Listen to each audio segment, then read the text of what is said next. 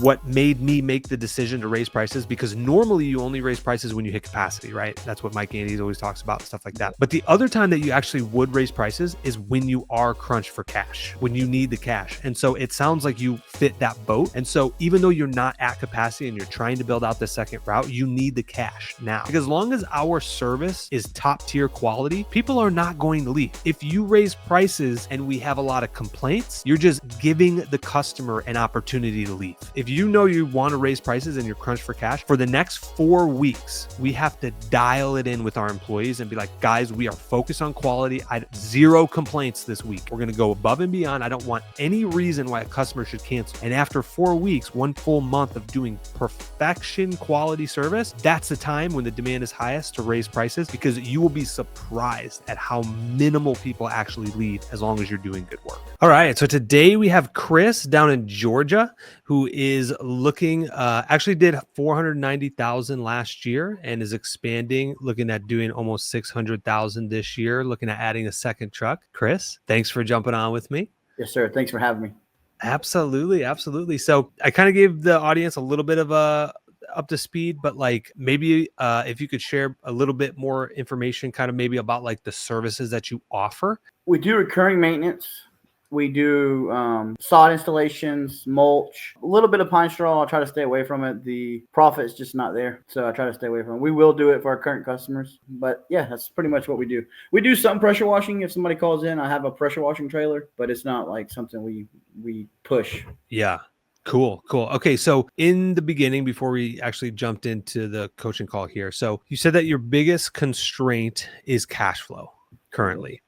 Yeah. So why do you think that is? Is it just you get to the end of the month? Is it a seasonal thing? Like you get to the end of the year and you're kind of burning through cash flow? Like maybe let's kind of dissect that. So it's not even the end of the year. It's just month to month.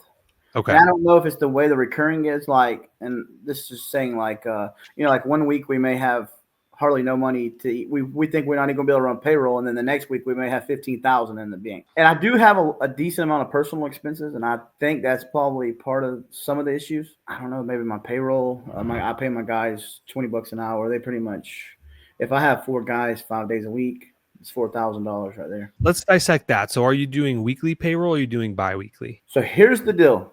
And this is another thing that I've kind of trying to get on track with. I've been doing cash to a couple of my guys, and I do pay every Friday, but I'm trying to get everybody on a set payroll. Okay. Yeah, I would highly definitely recommend if they're recurring workers where they keep coming back and they're using your equipment, that would probably make the most sense, is to try to get them on that payroll. So weekly payroll is okay. So how are you, like, how often are we billing or invoicing the customers? Are we doing daily, weekly, monthly? So we have, I would say 50% is monthly. We build them the same thing the last Friday of the month for the next month, and we do that year round. So are you doing residential? Is it all commercial? We have a few HOAs and a few shopping centers, but it's more residential. Okay. I like that, because it's an easier sell to residential to convert them over to maybe more of a weekly billing or daily billing. Sorry, I don't want to interrupt you. The reason I do the monthly billing is the way we break it down. The customers seem to like it more, is because they get a cheaper price, because we do 36 cuts a year, and they pay in January and February. We only go one time. And then from March to October 1st, we go weekly. And then October, November, December is we go bi-weekly. Okay, so what you're saying, so in a 36 cut season, here, let me get my calculator out real quick. Just say if it's 75, I do 36 times 75. Okay. And then I divide that by 12. Okay, I see what you're doing there. Okay, so that is right there the reason why we're having cash flow problems. So I feel that too. What's that? I think so, because like last night we billed, we get all this money at one time, but I'm still doing invoicing for bi-weekly customers. The only ones that do monthly are that go year round. So we're still doing invoicing for probably 2,500 to 3,000 a week.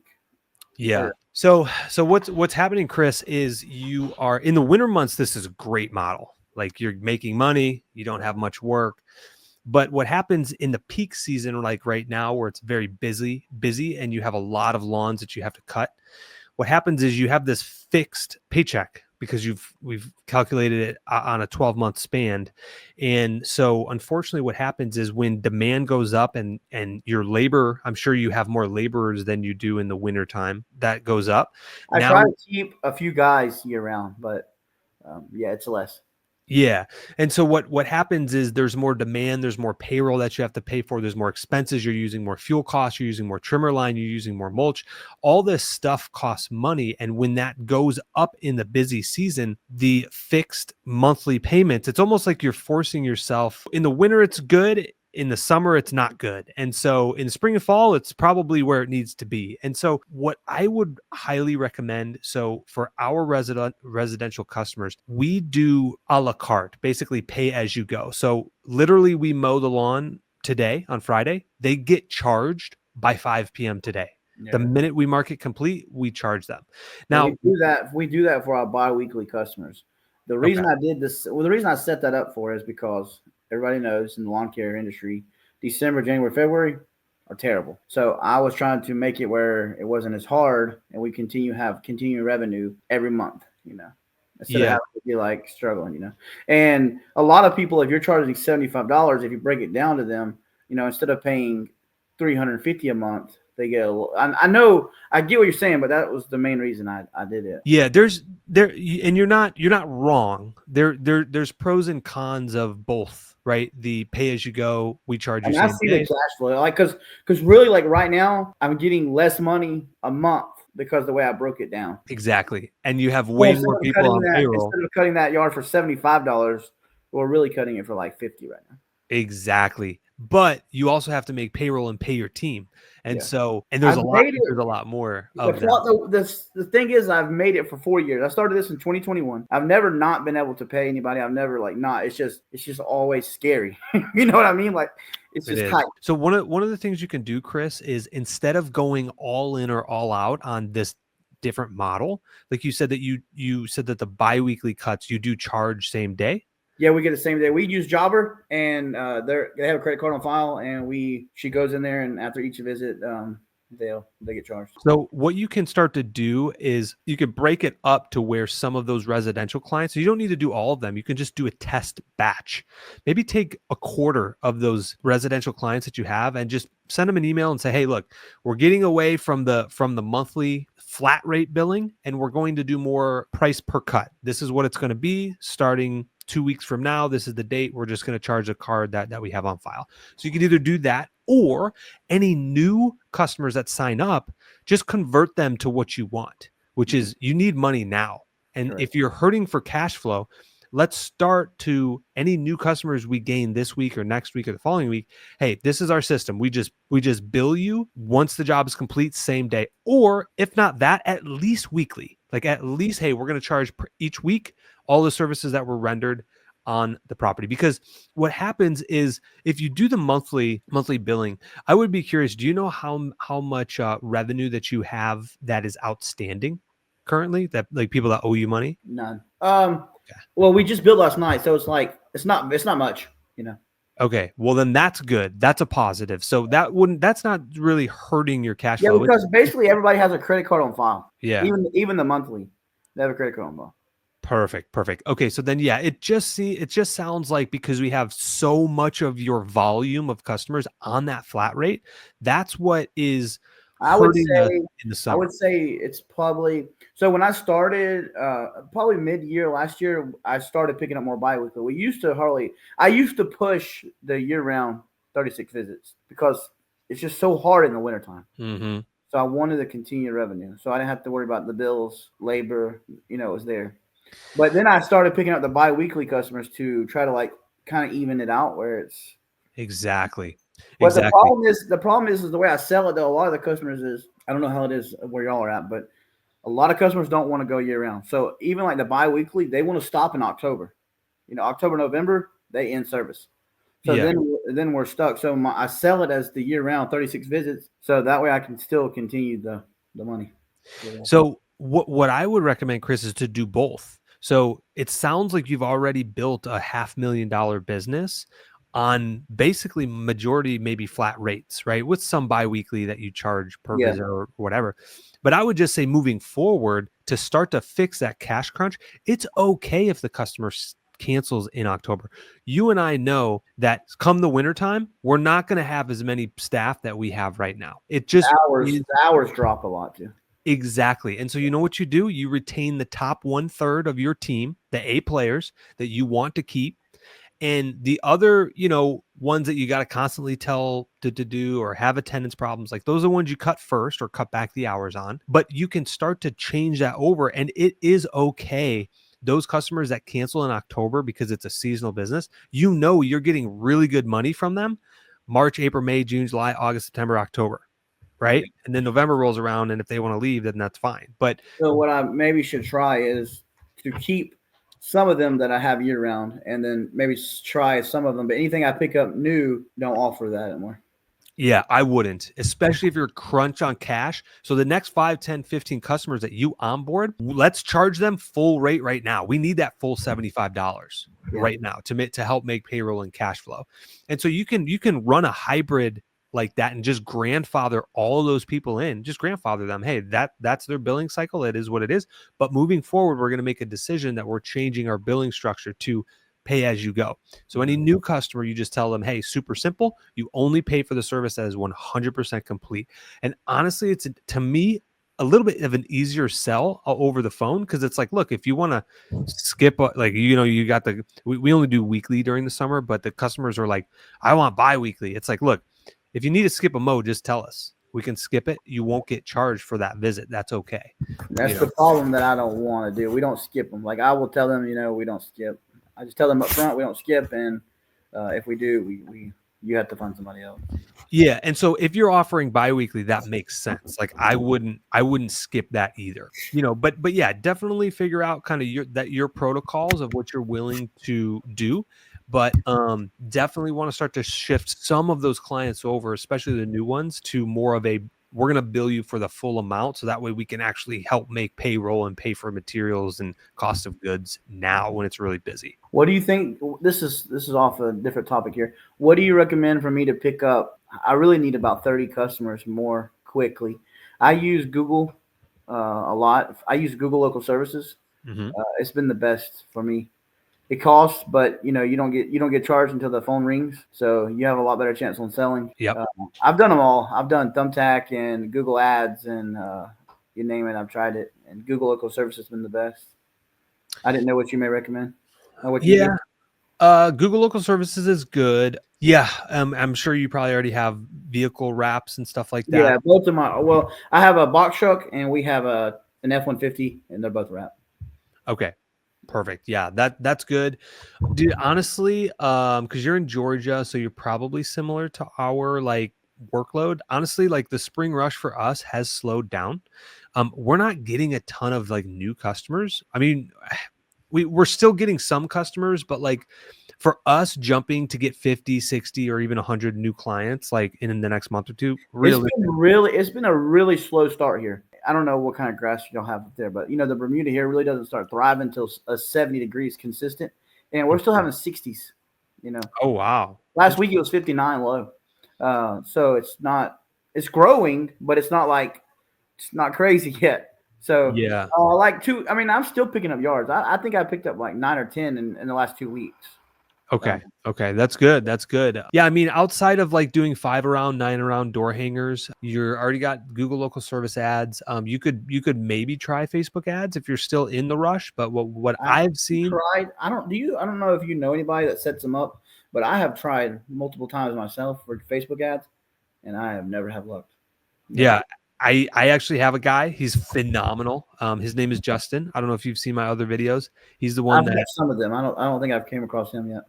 Yeah, I forget the name. I think if you YouTube, it's one of my last within the last 5 videos that I posted. It talks about Google ads and Facebook ads. Watch that. At the end, he has an email. You can literally email him. He will sit down with you for 45 minutes for free and look at your ads and be like, okay, you need to do this, you need to do that, and he'll give you value literally for free, and then take it, go try it yourself. If it works, great. He's super helpful. If it's still not working, he is the expert to really dissect what's going on and and help you out. So highly recommend him. Yeah. Okay. A couple questions about y'all's business. I'm curious. How many guys do y'all usually run per truck? We don't do any more than 2. 2 per truck. Okay. Yep. Yeah, and really, I was going to say how many yards are y'all doing, but every size, everybody's is different. So. Yeah, I mean, we've shifted over to budgeted hours. So, do you do budgeted hours? I don't. Like I know my man hour. Highly recommend that. Like I know my man hour, and like when I price a job, I price it as how long it's going to take. 2 guys, and I kind of keep it with that way. But as far as like going all the way down to it, Okay, dude, this will be the unlock for you to get to 7, 8, 900,000. It's all in your brain because you are super smart and you're an entrepreneur, business owner. But on Jobber, there should be a way to input a decimal form or maybe minute form of like how long a job should take. So when you look at the Mo, you're like, okay, this should take 30 minutes. Mm-hmm. And in your mind, like how much are you charging or how much do you try to get an hour? I try to get 65 on that man hour. Okay. So that's a whole other discussion. And that also might be maybe why we're slightly cash crunched a little bit. So I did a business consulting meeting. It's been a year and a half ago with Tony Bass. I don't know if you heard of Tony Bass. I think so. I paid a lot of money, went to Atlanta for 3 days and did this class with them. And like they help you with your numbers and you bring all your P&Ls and everything in there. And at the time, my man hour was $65 an hour. And this was 2 years ago? It was about a year. It was like a year and a half ago. Yeah. Year and a half. Okay. So, dude, okay. I'm going to make a video on this actually. So we just went from 70. So we were charging 70 an hour at our second location and we have 122 customers. We just raised prices from 70 an hour across the board to 85 an hour. No way. In one email. We sent out one email out. Guess how many customers we lost? None. We lost 7. So I didn't do the exact same thing, but last year I went up, which is not much. I went up $5 across the board on everybody. And I didn't go up like a man. I didn't do a man hours or anything, but I just went from whatever they were charging. If it was $200 a month, I know I did 5. I did, was it 5% or 3%? I'll have to go back and look and see. And but I went up. Canceled? I had 2. Out of how many? Like 90 something. Okay. So typically anytime that you want to do a price increase, I would recommend just rip the Band-Aid off. So what I mean by that is instead of going up maybe 3% or 5% or even 8%, like just 20%, 15 minimum, 20%, like 20%, because the reality is it stings and you want to do it when the demand is the highest. So you definitely would not want to do it like in the winter. When the time that we literally did it is when the temperatures outside are getting up to 95, 100 degrees. So guess what? The weekend warriors stop showing up. It's harder for the crews. It's harder for other companies to find employees because nobody wants to work in 100-degree weather. Also, it rained a ton here. And so every other lawn care company was backed up. I literally had a customer text us and say, I've called 7 lawn care companies. Nobody's getting back to me. And guess what? We answered the phone. She signed up with us and we're charging 85 an hour and she's happy because she's getting her lawn cut. So the time that you do want to raise prices is typically when the demand is the highest. That's when you'll lose the less. Mm-hmm. But when you do it, rip the Band-Aid off, just like what we did at our main location, because it went so well at our second location. And I was sitting here scratching my head. I'm like, all right, because we were charging 80 an hour on Aubrey, our main location. So we went up to 90 an hour. Mm-hmm. And we had 425 customers. Guess how many we lost on that? 425 customers? Yeah. 15? 15. We lost 15 customers. And then guess what? Literally that same week when we lost those 15 customers out of 425, we booked 10 new ones because nobody else is doing it. And so all of a sudden we were able to make thousands and thousands of dollars more that month with literally doing probably less work. And so this is a quick question too. Do y'all have a minimum rate? Because I do charge by the hour, like on a job, but I also we have multiple jobs that may only take 10 or 15 minutes, but they're still charged, $65 or $70. Yeah, those are the best ones. We do have minimums. We do have minimums because, admin time, setting up their account, like just because it's a 5 or 10 minute job, there's still admin time involved, scheduling, emailing, stuff like that. So yeah, we do have a minimum. Most of the time we stick to a 1 hour minimum, which again would be $80 or $90 now $90 at our main location. I think that's a good way to look at it too. Yeah. Yeah, but sometimes we will waver a little bit if we need the work and say, you know what, we can do 45-minute for this job, and but normally we don't do like half hour stuff. Like it's look, if for that all the truck, all the equipment, and 2 employees that come out, like it's this, at least 45 minutes, which but if it's an hour job, you'll have 2 guys, you are getting 160 for that house. Correct. Yeah. Right. Yes. That's how I do it. Like if it's 2 guys, or basically we would be $130 an hour. If it takes an hour for 2 guys on the property, it would be $130. Correct. And yes, that is the correct way. Yes. Okay. Yeah, that's how I'll do it too. I may need to think about may not be a good year to do it, but I need to probably raise the prices more. So if you are just looking at that, number one, that'll definitely help the cash flow perspective for sure. Number 2, but I'm also trying to build this other route, so I don't, at this point in time, I don't really want to lose any customers. So I had the same discussion for our second location. So our max capacity is 200 clients. We were at 115. And what made me make the decision to raise prices, because normally you only raise prices when you hit capacity, right? That's what Mike Andes always talks about and stuff like that. But the other time that you actually would raise prices is when you are crunched for cash, when you need the cash. And so it sounds like you fit that boat. And so even though you're not at capacity and you're trying to build out the second route, you need the cash now. So raising price. Honestly, I could really raise the price. And if I lost, I don't think it would happen, but if I lost 30 yards, it really wouldn't be that big of a deal if everybody's paying this much money here. Exactly. And if you go out there, so even if you go from $65 to $80 an hour, like that's a massive jump for the finances. But from a customer standpoint, because I ran the numbers on all this stuff, their mow is only going up like $5 or $6. Okay. It's really not that, like, look, as long as we're doing professional, reliable, quality services, and we're communicative when we're not there or it rains or something like that, like as long as our service is top tier quality, people are not going to leave. If you raise prices and we have a lot of complaints, you're just giving the customer an opportunity to leave. Yeah. But that's why I did a presentation in the mastermind group that I'm in with Sam Gustin. And that was my topic last week, was literally raising prices. And one of the topics was, if this is not something that you do overnight like that. If you want to raise prices and you're crunched for cash, for the next 4 weeks, we have to dial it in with our employees and be like, guys, we are focused on quality. Zero complaints this week. Zero. We're going to blow every porch off. We're going to go above and beyond. I don't want any reason why a customer should cancel. And after 4 weeks, 1 full month of doing perfection quality service, that's the time when the demand is highest to raise prices, because you will be surprised at how minimal people actually leave as long as you're doing good work. Okay. Yeah. So, and we do good quality work. I got like 105 5-star Google reviews. I push reviews, and I'm not going to say we don't never get a complaint, but it's always something little, like you just said, blowing the porch off, or they left some grass clippings beside the car, something. It's always something little. Yeah. Awesome. But yeah, it's pretty good. I had another question for you here. Crap, I have to remember now. I had a bunch. Should have wrote them all down before we got on here. So if I raise the prices, I don't know if I need to do that right now or if I need to wait. 2 things. So number 1, as long as the quality is there, then yes, that's a green light to go. And when you do it, again, we want a decently significant jump, because when you're ripping the Band-Aid off, it's going to hurt anyway. Yeah. Like, people understand that. Don't go up 5-10%. So 65 divided by 80, that's about a 19% price increase. Very fair. You make it super short and sweet. 1 email.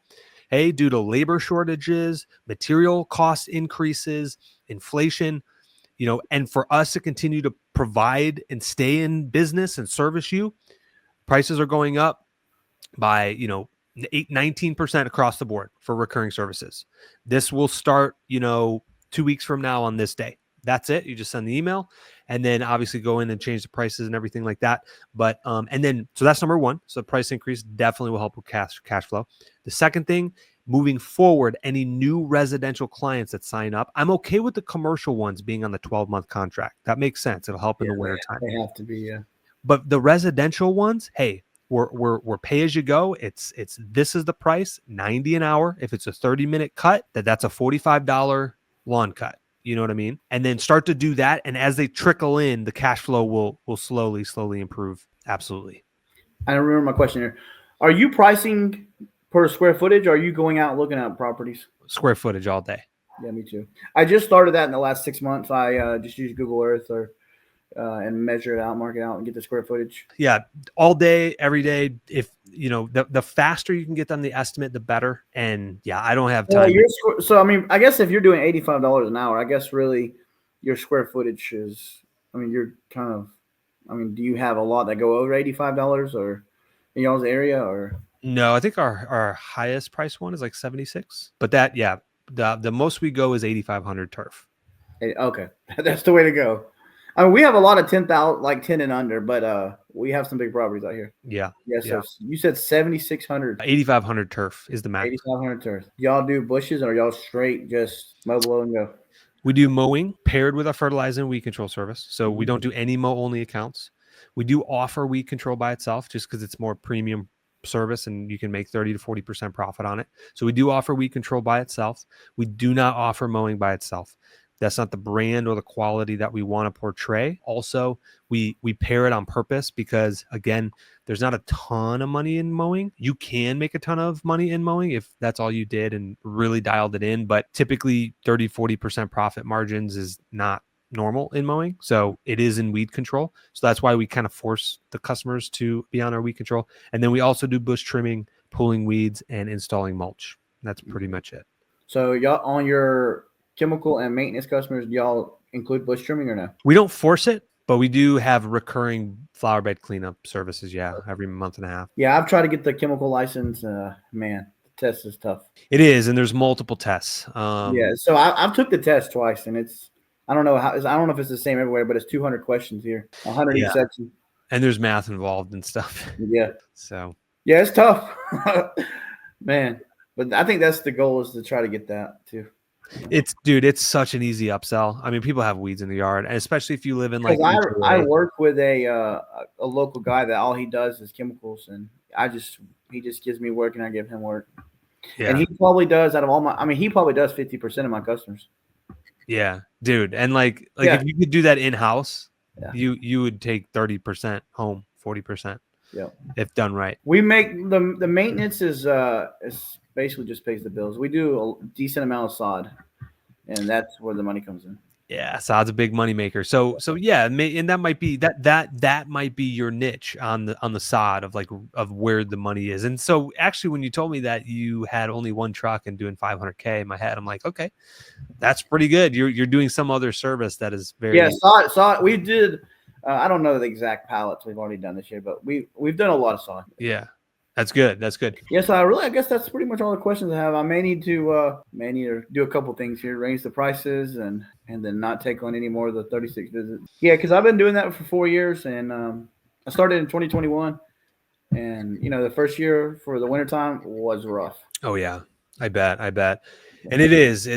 I did the first year. I did like 76,000 the first year. Yeah, I mean that's pretty good. It's been consistent going up, but it's just you have to. The sod is only way we keep the sod coming. We try to do like 1 or 2 installation jobs a week. Yeah, that's good. That's good. I think those two big things, and then I mean you charge the sod per job, right? So you get paid immediately. Yeah. Okay. Yeah, and so I mean that's probably what's keeping you afloat during the peak seasons is like, hey, let's get the sod jobs in, and so that way we can make payroll and stuff. Because we're doing this is the sad part. Is like you see these bank statements, and I'm sure it's for a lot of folks, but you see bank statements and they're like $60,000 that went through the account that month, and you start looking at it. But I mean, we do a decent. I mean, we do it's like 20 or 30,000. It's like closer to 30,000 in lawn maintenance a month. Mm-hmm. So, that's pretty good, man. Yeah. I think those two levers, though, a price increase across the board, go up to 80 an hour, and then moving forward, starting the residential on basically pay as you go, full price, though, and just be okay with them leaving in October because the other 60, 70, 80% of your business is recurring monthly. So you will have money coming in anyway. It's just now you're starting to transition some of that over to more of getting the funds immediately, especially during the summer when you really need it. Cool deal. Cool deal, man. Cool, man. All right. Well, I think that's it.